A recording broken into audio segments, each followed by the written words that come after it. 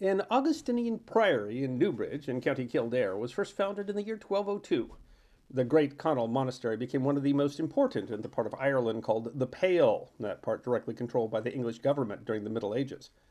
Sometime before 1520, Walter Wellesley, described as a man of gravity and virtuous conversation, became the prior of the monastery.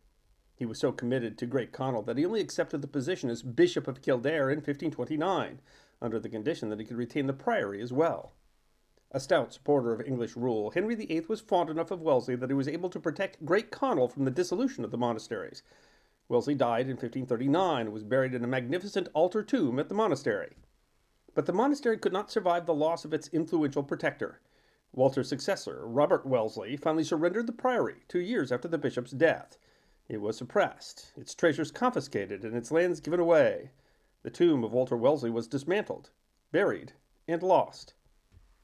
Nearly 300 years later, parts of the ruined monastery were scavenged for stone to build an army barracks.